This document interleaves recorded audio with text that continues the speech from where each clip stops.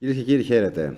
Θα μιλήσουμε για την τουρκική γεωστρατηγική στην περιοχή μας, για το τι προσπαθεί να επιτύχει η Τουρκία, με έναν άνθρωπο ο οποίος παρακολουθεί τις κινήσεις της Άγκυρας, και πρόσφατα είχαμε την χαρά να δημοσιεύσουμε ένα πάρα πολύ ενδιαφέρον άρθρο του. Είναι ο Δόκτωρ Γιώργος Σγούρος, επίκουρος καθηγητής ενεργειακής γεωγραφίας στο Καποδιστριακό Πανεπιστήμιο Αθηνών. Κύριε καθηγητά, καλώς ήρθατε στο Μιλιτέρ. Ευχαριστώ πολύ, καλημέρα. Να σας ευχαριστήσουμε καταρχήν εμείς για το πολύ ενδιαφέρον άρθρο που μας στείλατε και είχε να κάνει με τις τουρκικές κινήσεις στην περιοχή μας. Επειδή αυτή την περίοδο στην Αθήνα ζούμε έτσι στο κλίμα του Ελλάς-Γαλλία συμμαχία, και επειδή υπήρξαν κάποιοι πανηγυρισμοί εντός εισαγωγικών, τους οποίους επισημαίνεται στο άρθρο που δημοσιεύσαμε, για την απόφαση Total να κάνει κάποιες έρευνες νότια της Κρήτης, νομίζω ότι στο άρθρο σας μας προσγειώνετε λίγο στην πραγματικότητα, έτσι, ότι πρέπει να είμαστε λίγο συγκρατημένοι.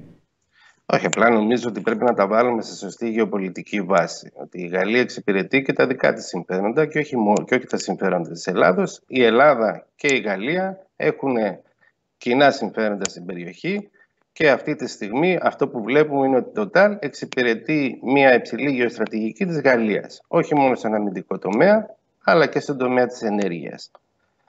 Και νομίζω ότι αυτό είναι μια καλή ένδειξη ότι θα μπορέσουμε να έχουμε μια σύσφυξη των σχέσεων Ελλάδος-Γαλλίας σε διάφορα επίπεδα.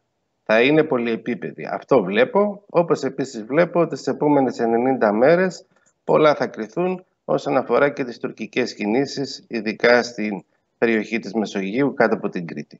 Είμαι σίγουρος ότι κάποια στιγμή θα έχουμε κάποια αντίμετρα. Τι μορφή θα έχουν αυτά τα αντίμετρα? Νομίζω ότι οι επόμενες 90 μέρες θα μας δείξουν τι ακριβώς κινήσεις θα γίνουν από την άλλη πλευρά. Εννοείται αντίμετρα ενάντια στη Γαλλία, στην ανακοίνωση που έκανε η Total, ή αντίμετρα νομίζω ότι θα αντιμετωπίσουμε κάποιες κινήσεις και σε διπλωματικό επίπεδο.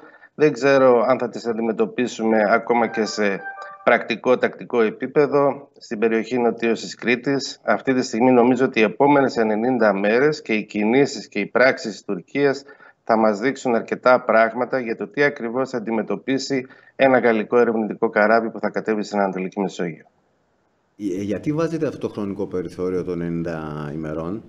Πώς το προσδιορίζετε? Γιατί η Total ανακοίνωσε ότι περίπου το Σεπτέμβρη με τον Οκτώβρη είναι μια περίοδος που θα έρθει γαλλικό καράβι, ερευνητικό καράβι, για να ξεκινήσει κάποιες σεισμικές έρευνες. Αυτό το χρονικό πλαίσιο νομίζω είναι ότι θα μας δείξει ποιες θα είναι οι πρακτικές της Τουρκίας όσον αφορά αυτές τις κινήσεις που πρόκειται να γίνουν. Να ξέρετε κάτι, εγώ είμαι σίγουρος ότι θα βρεθούν οι κοιτάσματα. Δηλαδή, ακολουθώντας και τη λογική της γεωλογίας, η Ανατολική Μεσόγειος έχει αλατούχους δόμους, και επειδή έχουμε τις ίδιες δομές σε αυτό το ύβωμα που δημιουργείται στην Ανατολική Μεσόγειο, νομίζω ότι αργά ή γρήγορα θα βρεθούν κοιτάσματα, και επειδή είναι βαθιές λεκάνες, οι βαθιές λεκάνες έχουν μεγάλα κοιτάσματα. Δεν μπορώ να σας πω ακριβώς πόσα θα είναι 3 εκατομμύρια κυβικά πόδια, γιατί κανείς δεν μπορεί να το πει αν δεν έχουν γίνει σεισμικές έρευνες. Αλλά ότι θα βρεθούν, είμαι σίγουρος ότι θα βρεθούν. Σεπτέμβριο-Οκτώβριο λοιπόν η Total ετοιμάζεται να ξεκινήσει. Σεπτέμβριο-Οκτώβριο έχουν ανακοινώσει και οι Τούρκοι ότι κάπου θα κάνουν γετρήσεις. Προς το παρόν, αυτό που έχουμε ως δεδομένο, πριν μπούμε στο στούντιο για να κάνουμε αυτή τη συνέντευξη, δημοσιεύσαμε μια ανάφτεξ με την οποία οι Τούρκοι ανακοινώνουν ότι ξεκινάνε μια γεώτρηση με το Γιαβούζ στις 18 Ιουλίου. Αυτό είναι το δεδομένο που έχουμε. Μπορεί να δούμε δηλαδή εκεί στο φθινόπωρο μια αντιπαράθεση Τουρκίας-Γαλλίας στη γειτονιά μας? Για μένα η αντιπαράθεση είναι μεταξύ Ελλάδος. Μιλάμε για ελληνική επικράτεια, μιλάμε για ελληνική αποκλειστική οικονομική ζώνη, μιλάμε για ελληνική υφαλοκρηπίδα. Η Γαλλία, αν παρευρεθεί, θα παρευρεθεί σαν εταιρεία. Η Ελλάδα όμως είναι κράτος. Άρα ό,τι γίνει θα πρέπει να είναι στα πλαίσια της στρατηγικής της Ελλάδος. Και αυτό το πράγμα είναι κάτι που δεν το έχουμε δει ακόμα στο σύνολό του να αναπτύσσεται. Δεν γνωρίζουμε ακόμα, εμείς τουλάχιστον που είμαστε εκτός κυβερνήσεως, δεν γνωρίζουμε, ούτε έχουμε δει, ούτε έχουμε ενδείξεις ότι ξέρουμε ποια είναι η ελληνική στρατηγική. Το πώς θα αντιδράσουμε σε αυτή την περίπτωση. Και το πώς θα αντιδράσουμε, αλλά και το πώς θα συνεχίσουμε, γιατί θα έπρεπε η ελληνική στρατηγική να έχει μια συνέχεια. Θα έπρεπε να έχει ένα χρονοδιάγραμμα. Έστω και αν το χρονοδιάγραμμα αυτό μπορεί να είναι μεγαλύτερο ή μικρότερο στο πέρασμα του χρόνου, με διάφορα προβλήματα. Το χρονοδιάγραμμα έχει και μέσα στην έννοια του χρονοδιαγράμματος ενός έργου και μιας στρατηγικής έχουμε και την υλικοτεχνική υποδομή, τους ανθρώπινους πόρους, τον προϋπολογισμό, αλλά και τις συμμαχίες που πρέπει να αναπτύξουμε. Αυτά τα πράγματα δεν τα έχουμε δει στο σύνολό τους. Αυτό είναι το μεγάλο πρόβλημα της Ελλάδος. Για να πούμε την αλήθεια, κύριε καθηγητά, όπως είπατε και εσείς, δεν ξέρουμε ποια είναι η στρατηγική ακριβώς. Δεν γνωρίζουμε, και από τις ενδείξεις που έχουμε, από ό,τι ακούμε από επίσημα χείλη, οι ενδείξεις είναι ότι κάτι δεν πάει καλά σε αυτή την ιστορία. Θεωρείτε κι εσείς ότι κλειδί στην υπόθεση θα ήταν μια συμφωνία με την Αίγυπτο, αν και ακούσαμε προημερών τον κύριο Τσαβούσογλου, το Υπουργείο Εξωτερικών, μάλλον το τουρκικό, να λέει ότι οι Αιγύπτιοι είναι σε μια επαφή με την Τουρκία και ενημέρωσαν για τις επαφές που είχε ο κύριος Δένδια στην Αίγυπτο. Παρ' όλα αυτά, πιστεύετε ότι αν κατορθώσουμε να κάνουμε μια συμφωνία με την Αίγυπτο, λύνουμε κάποια από τα θέματα που υπάρχουν? Η συμφωνία μας πρέπει να είναι στα πλαίσια μιας ευρύτερης συμμαχίας στην Ανατολική Μεσόγειο και όχι μόνο με την Αίγυπτο. Ας μην ξεχνάμε την Κύπρο, ας μην ξεχνάμε και το Ισραήλ. Εάν όλες οι χώρες δεν συνεννοηθούν μεταξύ τους για τον τρόπο, αυτές οι χώρες, για τον τρόπο με τον οποίο θα γίνουν οι έρευνες, να λυθεί το θέμα της αποκλειστικής οικονομικής ζώνης της Ελλάδος, συμπεριλαμβανομένου του συμπλέγματος του Καστελορίζου, αυτό δεν πρέπει να το ξεχνάμε, γιατί όπως είχα γράψει και στο άρθρο, νομίζω ότι είναι η μόνη ασφαλιστική δικλείδα για τις χώρες της Ανατολικής Μεσογείου να εμποδίσουν μια χώρα όπως η Τουρκία να αναπτύξει γεωστρατηγική μέχρι το 2030, που θα εγκλωβίσει και την Ευρωπαϊκή Ένωση αλλά και τις άλλες χώρες της Ανατολικής Μεσογείου σε οποιαδήποτε γεωστρατηγική κίνηση σε σχέση με την Ευρωπαϊκή Ένωση. Δηλαδή, με λίγα λόγια, αν επιτρέψουμε σε μία χώρα στην Ανατολική Μεσόγειο να κάνει ό,τι νομίζει από την περιοχή της Κύπρου μέχρι την περιοχή της Λιβύης, νομίζω ότι αυτό το πράγμα είναι μια δαμόκλειο σπάθη στην Ευρωπαϊκή Ένωση και τις πολιτικές που θέλει να εφαρμόσει, αλλά και την τροφοδοσία της με ηλεκτρική ενέργεια και με φυσικό αέριο. Είναι ένα μεγάλο πρόβλημα. Και αυτό το πράγμα πρέπει να το συνειδητοποιήσουν όλες οι χώρες της Ανατολικής Μεσογείου. Και εγώ δεν δέχομαι το γεγονός ότι δεν έχει αποκλειστική οικονομική ζώνη το σύμπλεγμα του Καστελορίζου. Ναι, γιατί το ακούμε όλο και συχνότερα, ακόμα και στο εσωτερικό της χώρας, βέβαια, με τοποθετήσεις της μορφής ότι είναι μακριά και όλα αυτά τα σχετικά. Και επειδή είναι μακριά δεν σημαίνει τίποτα, γιατί άκουσα και κάποιους άλλους οι οποίοι είναι νομικοί βέβαια και βασίζονται σε νομολογίες.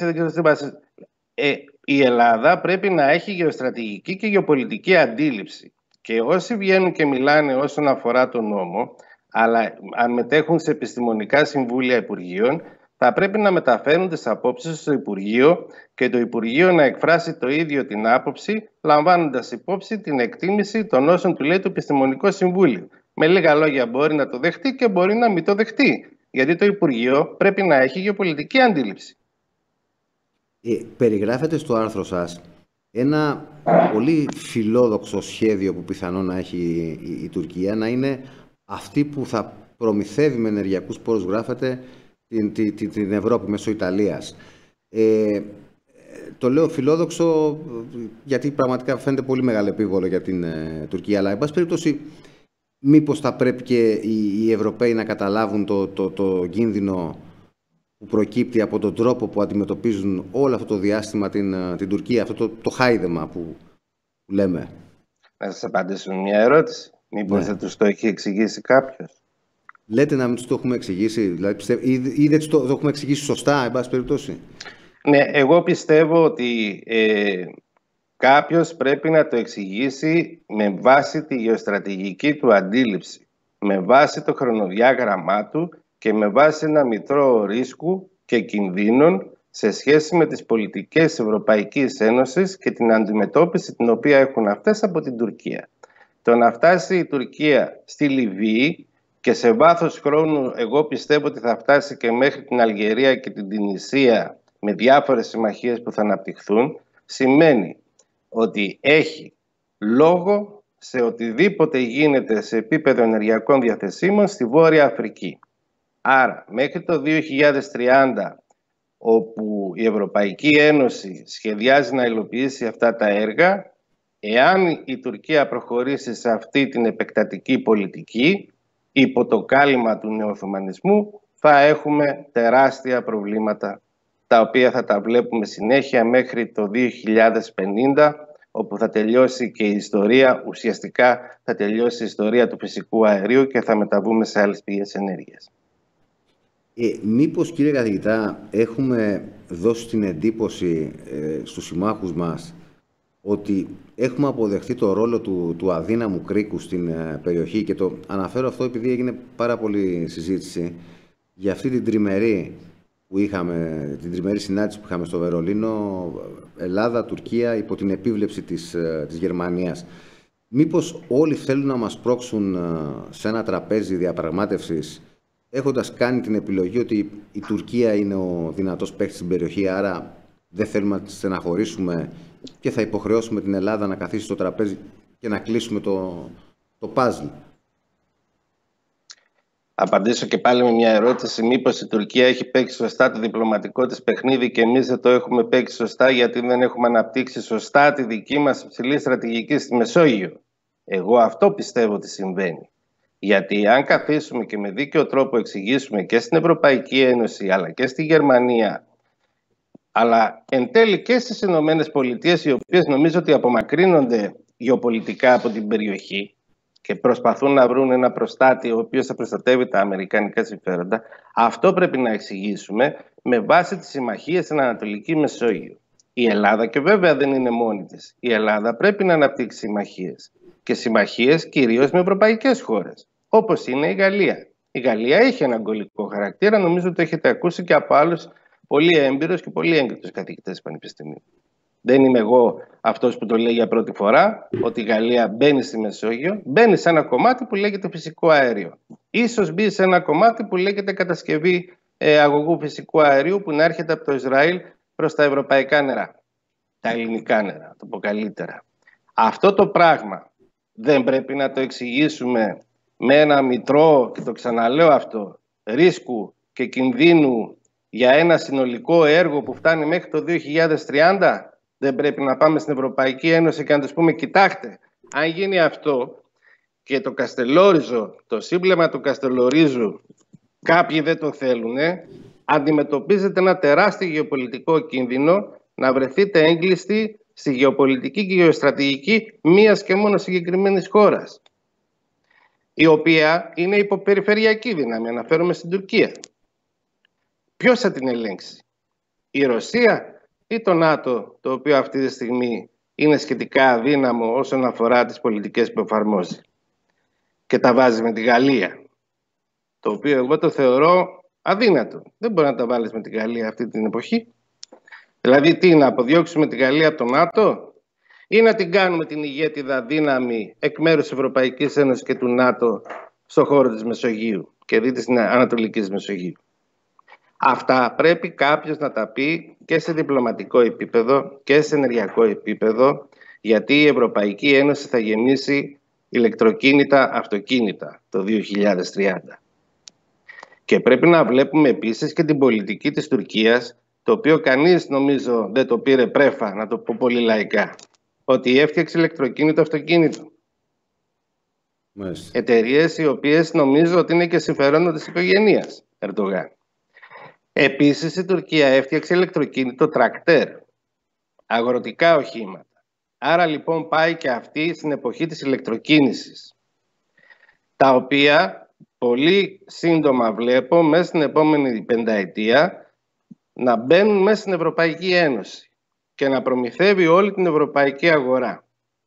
Ο κ. Ερντογάν κάποτε προσπάθησε να κάνει μια προσέγγιση με την Ευρωπαϊκή Ένωση, αλλά σκεφτόμενος ως Ανατολίτης και όχι ως Δυτικός, δεν νομίζω ότι τα κατάφερε να έρθει σε επίπεδο σύγκλησης.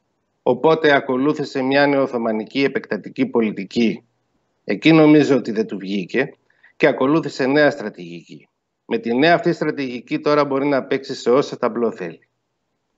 Αποκλείοντας λοιπόν τη Βόρεια Αφρική, ουσιαστικά εγκλωβίζει την Ευρωπαϊκή Ένωση στη δική του νεοοθωμανική επεκτατική πολιτική και ελέγχει ουσιαστικά, θα ελέγχει μάλλον το 2030 περίπου το 20-25% των ενεργειακών διαθεσίμων που καταλήγουν στην Ευρώπη. Αυτό το κίνδυνο τον έχει καταλάβει μόνο η Γαλλία, τον κίνδυνο Τουρκία εννοώ?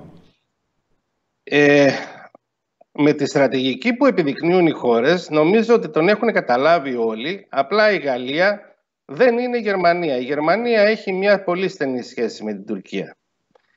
Η Γαλλία όχι. Η Γαλλία όμως έχει και γκολικό χαρακτήρα, κάτι το οποίο η Γερμανία δεν έχει.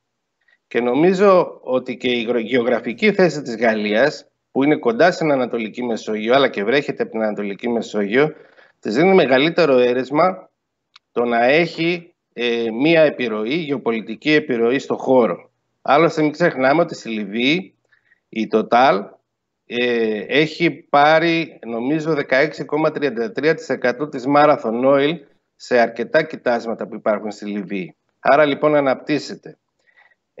Και μάλιστα λόγω του πολέμου σταμάτησαν και οι επενδύσεις περίπου 2 δισεκατομμυρίων δολαρίων, τις οποίες είχε προγραμματίσει νομίζω στην περιοχή της Σύρτης, δεν θυμάμαι ακριβώς, αλλά έχω το χάρτη και θα μπορέσω να σας το πω κάποια άλλη στιγμή που ακριβώς έχει πραγματοποιήσει επενδύσεις.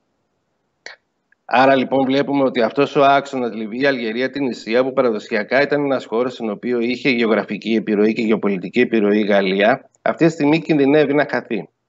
Και δεν νομίζω ότι η Γαλλία θα του επιτρέψει αυτό να μειώσει το γεωπολιτικό της αποτύπωμα στην περιοχή, ούτε το γεωστρατηγικό της βάθος.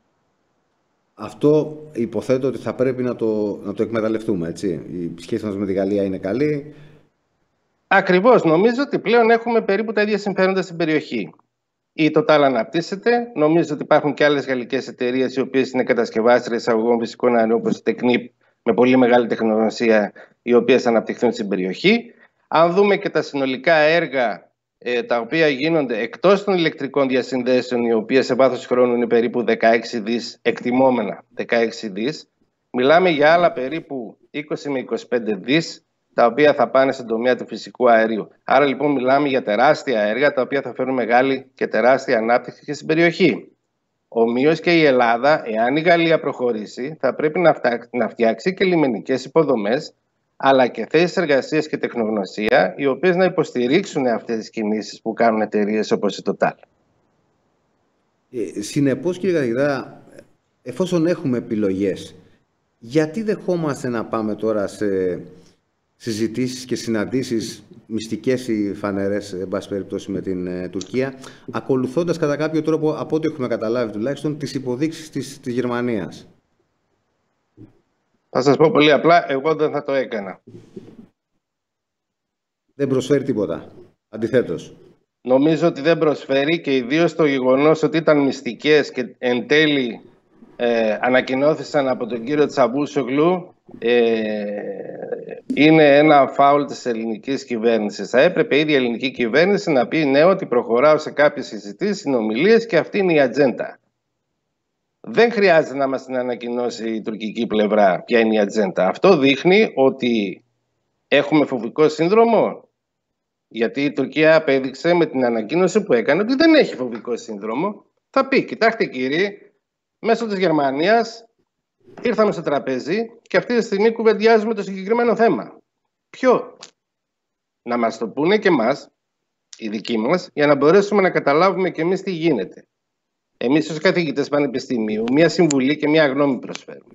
Δεν είμαστε μέσα στην ελληνική κυβέρνηση να γνωρίζουμε το τι γίνεται. Αλλά αυτή η κίνηση διπλωματικά νομίζω ότι ήταν ένα ατόπιμα και σίγουρα δεν ήταν σωστό να μην ανακοινωθεί από την ελληνική κυβέρνηση ότι κοιτάξτε, πάμε σε ένα τραπέζι να δούμε αν μπορούμε να συζητήσουμε. Τουλάχιστον να σπούν αυτό. Να δούμε, μπορούμε να συζητήσουμε. Υπάρχει κάποια βάση συζήτησης. Όχι να βγει ο κ. Τσαβούσογλου και να μας πει ναι, ωραία, κουβεντιάζουμε και τι μοιράζουμε. Ξέρετε, έτσι όπως έγινε ο χειρισμός, έχει προκαλέσει δύο ζημιές. Η μία ζημιά είναι στην ελληνική κοινή γνώμη, που όντως αισθάνεται άσχημα να βλέπει την τουρκική πλευρά να ανακοινώνει συναντήσεις. Και το δεύτερο νομίζω είναι ότι δίνουμε και την ευκαιρία στην Τουρκία να παρουσιαστεί στους Ευρωπαίους ως το καλό παιδί εντός εισαγωγικών που δέχεται να κουβεντιάσει οτιδήποτε, εν πάση περιπτώσει, στο τραπέζι.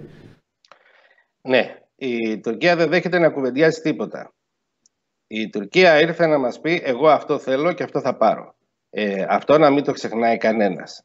Με αυτή τη βάση θα κάτσω στο τραπέζι. Γι' αυτό και δεν συμφωνώ με τη μυστικότητα αυτών των συνομιλιών. Και πάλι σας λέω δεν μπορώ να πω πολλά γιατί εγώ δεν γνωρίζω τι είπανε σε αυτό το τραπέζι. Εάν βγει κάποιος και μας πει ότι κοιτάξτε πήγαμε σε ένα τραπέζι, ακούσαμε την απέναντι πλευρά και μας είπαν ότι θέλουμε αυτό και αυτό και αυτό, 3-4 πράγματα, τους είπαμε χαίρετε. Εγώ αυτό θα έκανα. Ναι. Γενικά είναι ορισμένα πράγματα όσον αφορά την Τουρκία. Μην περιμένετε ότι θα υπάρχει διαλλακτικότητα όσον αφορά την Τουρκία, γιατί σας είπα ότι έχουν γεωστρατηγική και η γεωστρατηγική τους είναι αυτή τη στιγμή να έχουν τον έλεγχο των ενεργειακών διαθεσίμων που βρίσκονται στην Ανατολική Μεσόγειο. Εάν συζητήσουν για το σύμπλεγμα του Καστελορίζου, να είστε σίγουροι ότι η απάντηση θα είναι αυτή που μπορεί να πήραμε και την Αίγυπτο, αν ισχύει αυτό το 0% που άκουσα. Εμείς είναι το θέμα τι κάνουμε, δεν είναι το θέμα η Τουρκία τι κάνει. Είναι το θέμα εμείς, αν μπορέσουμε να εξηγήσουμε κάποια στιγμή σε υψηλό επίπεδο τη δική μας γεωστρατηγική μαζί με τους συμμάχους μας. Να δείξουμε στην Ευρωπαϊκή Ένωση και τους συμμάχους μας τους κινδύνους από τον πλήρη έλεγχο της περιοχής από μία και μόνο χώρα, η οποία, να μην ξεχνάμε, ότι έχει δυναμική. Έχει 80 εκατομμύρια πληθυσμό, έχει αμυντική βιομηχανία, έχει τα πάντα και στο τέλος της ημέρας, όπως με έλεγαν κάποιοι φίλοι μου που δουλεύουν στην ενεργειακό τομέα, έχουν καταντήσει να γίνουν ο σερίφης της Ανατολικής Μεσογείου. Ναι, τους έχουν δώσει αυτό το δικαίωμα ακριβώς, να έχουν αυτό το ρόλο του σερίφη παύλα πειρατή της περιοχής. Και ξέρετε κύριε Καρπουνόλ, από εκεί και πέρα αυτή η υποπεριφερειακή δύναμη από ποιον θα ελεγχθεί στο μέλλον? Γιατί δεν θεωρώ ότι η Τουρκία θα κάνει αυτό που θέλει. Η Τουρκία θα ελέγχεται από κάποια άλλη δύναμη. Ναι, μεγαλύτερη από αυτή. Ίσως δεν έχουμε επισημάνει ιδιαίτερα στους συμμάχους μας τις απόψεις που έχει ο Ερντογάν, τις σχέσεις του με τους αδελφούς μουσουλμάνους. Δηλαδή, το έχουμε συζητήσει και με άλλους καλεσμένους. Μοιάζει σαν η διεθνής κοινότητα να συνεχίζει το λάθος της Αραβικής Άνοιξης με την Τουρκία. Ναι, νομίζω ότι δυστυχώς στην Ευρωπαϊκή Ένωση κοιτάνε πολύ περισσότερο το γεωπολιτικό πυλώνα της οικονομίας και έχουν ξεχάσει ουσιαστικά τους υπόλοιπους πυλώνες, όπως είναι η πολιτική και ο πολιτισμός. Και νομίζω ότι ακόμα και η κίνηση που έκανε ο κύριος Ερντογάν όσον αφορά την Αγία Σοφία εμπίπτει ακριβώς σε αυτό, να δέσει ουσιαστικά υπό την... Να δέσει ουσιαστικά, θέλω να το πω πολύ απλά για να γίνει κατανοητό. Δεν μπορεί να στείλει τον Τούρκο να πολεμήσει, να πιστέψει σε κάτι όταν ο Τούρκος γνωρίζει ότι πολεμάει για τα πετρέλαια, την ηλεκτρική ενέργεια και τις επενδύσεις που θα κάνει η οικογένεια Ερντογάν. Θα πολεμήσει για το σπίτι του. Και βάζει και τη θρησκεία. Βάζει. Και πάντα δυστυχώς χρησιμοποιείται η θρησκεία και μάλιστα η θρησκεία του Ισλάμ που έχει και θέση δικαίου εμπολής να πολεμήσει με βάση τη θρησκεία του. Αυτή τη στιγμή ενισχύει τον πυλώνα του πολιτισμού του για να δώσει το έρισμα στον Τούρκο στρατιώτη να πιστέψει ότι πολεμάει πραγματικά για την Τουρκία. Δεν πολεμάει πραγματικά για την Τουρκία. Πολεμάει για τα πετρέλαια, πολεμάει και τις επενδύσεις που θα γίνουν στο μέλλον και οι οποίες πολλές από αυτές ελέγχονται από την οικογένεια. Χρησιμοποίησε λοιπόν την Αγία Σοφία, όχι όπως απλοϊκά λέμε για εσωτερικούς λόγους, λένε κάποιοι, αλλά για να συσπυρώσει τον κόσμο του έναντι της Δύσης, ας πούμε. Είναι μια συσπήρωση έναντι της Δύσης σε μια περίοδο που πιστεύει η Τουρκία ότι θα έρθει σε αντιπαράθεση. Και νομίζω ότι το πρώτο σημείο αντιπαράθεσης είναι το γεωγραφικό σημείο στο οποίο έχουμε το παράνομο τουρκολιβικό σύμφωνο. Έχετε επισημάνει με ένα ιστερόγραφο στο άρθρο σας κάτι το οποίο δεν το έχουμε ακούσει στη δημόσια συζήτηση, ότι αν η Τουρκία επιτύχει τους στόχους που έχει βάλει, θα πλήξει την Ελλάδα σε ένα πολύ σημαντικό τομέα που είναι η ναυτιλία της. Μπορείτε να μας το εξηγήσετε? Είναι κάτι το οποίο είναι ακόμα υπό έρευνα, γιατί μαζεύω στοιχεία, αν και πολλές κουβέντες που έχω κάνει με ανθρώπους της ναυτιλίας. Γιατί ξέρετε, κάποτε δούλευα και στον ιδιωτικό τομέα και μάλιστα στον τομέα της ναυτιλίας, οπότε έχω αρκετές γνωριμίες από εκεί. Και τυχάνει να γνωρίζω ότι ο Ερντογάν αυτή τη στιγμή κινείται ακόμα και για την αγορά πλοίων. Να σας πω ένα πολύ απλό παράδειγμα. Αν προχωρήσει αυτή η ενεργειακή στρατηγική της Τουρκίας, θα πρέπει κατά κάποιο τρόπο να την υποστηρίξει. Αν θα δημιουργηθεί ένα FPSO, αυτό που λέμε το Floating Storage Production και Offloading System, ουσιαστικά είναι ένα πλοίο το οποίο βρίσκεται στη μέση της λεκάνης της Μεσογείου και από εκεί γίνεται η προμήθεια φυσικού αερίου, θα πρέπει να υπάρχουν υποστηρικτικά πλοία, θα πρέπει να δημιουργήσει το σύστημα διανομής, υπάρχει περίπτωση να αγοράσει και LNG πλοία για να μπορέσει να υποστηρίξει αυτή την ενεργειακή στρατηγική της Τουρκίας. Και μέσα σε αυτό το πλαίσιο ουσιαστικά θα πάρει ένα πολύ μεγάλο κομμάτι της αγοράς από την ελληνική ναυτιλία. Θα το πω μέχρι εδώ, γιατί ουσιαστικά δεν έχουμε ολοκληρώσει τη μελέτη, ούτε έχω ψάξει σε πολύ μεγάλο βάθος, δηλαδή ακόμα και το τι γίνεται στην Αμερική, γιατί έχει μεγάλη σχέση με την Αμερική αυτό που θέλω να σας πω και την ναυτιλία, και δεν μπορώ ουσιαστικά αυτή τη στιγμή να το προεκτείνω. Αλλά πιστεύω ότι τον επόμενο μήνα θα είμαστε έτοιμοι να μπορέσουμε να μιλήσουμε εκτενέστερα επ' αυτού. Αλλά ότι θα προχωρήσει σε αγορές πλοίων ή και κατασκευές πλοίων, εγώ αυτό το θεωρώ δεδομένο. Το συμπέρασμα, κύριε καθηγητά, είναι ότι πρέπει να αποκτήσουμε μια δική μας στρατηγική στο πώς θα αντιμετωπίσουμε την τουρκική απειλή, γιατί νομίζω ότι μέχρι σήμερα κάπου έχουμε βολευτεί στο να περιμένουμε κάποιους, την Ευρωπαϊκή Ένωση δηλαδή, να μας καλύψει. Αποτέλεσμα δεν βλέπουμε, αλλά επιμένουμε σε αυτή την αδιέξοδη επιλογή.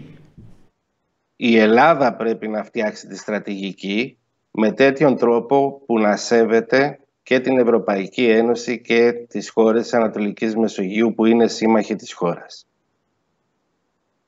Εμείς θα φτιάξουμε τη στρατηγική και θα την παρουσιάσουμε με ένα τέτοιον τρόπο όπου θα δει η Ευρωπαϊκή Ένωση ότι δεν θίγονται τα συμφέροντά της. Και η Ευρωπαϊκή Ένωση και η Γαλλία, νομίζω σε βάθος χρόνου και η Ιταλία από πλευράς Ευρωπαϊκής Ένωσης, θα πρέπει να έχουν μια στρατηγική η οποία να δείχνει ότι έχουμε κοινά συμφέροντα. Εάν καταφέρουμε και το κάνουμε αυτό, νομίζω ότι θα συμπορευτούν και όλες οι χώρες της Ανατολικής Μεσογείου, όπως το Ισραήλ και η Αίγυπτος, αλλά και σε βάθος χρόνου και η Λιβύη, μόλις σταθεροποιηθεί η κατάσταση. Και έτσι θα μπορέσουμε να δημιουργήσουμε μια ενεργειακή ασφάλεια για την Ευρώπη. Εάν δεν το κάνουμε αυτό, εμείς θα την κάνουμε τη στρατηγική. Θα πρέπει εμείς στο δικό μας το χώρο, στη δική μας ΑΟΣ, στην δική μας υφαλοκρηπίδα, να τους πάρουμε όλους από το χέρι και να τους πούμε, κοιτάξτε, αυτό είναι. Μάλιστα. Κύριε καθηγητά, σας ευχαριστώ πάρα πολύ. Θα τα λέμε συχνά, θα μας δοθούν πολλές ευκαιρίες από ό,τι φαίνεται το επόμενο διάστημα και περιμένουμε με ενδιαφέρον τις επόμενες 90 μέρες, όπως είπατε. Να είστε καλά. Ευχαριστώ πολύ. Να είστε καλά.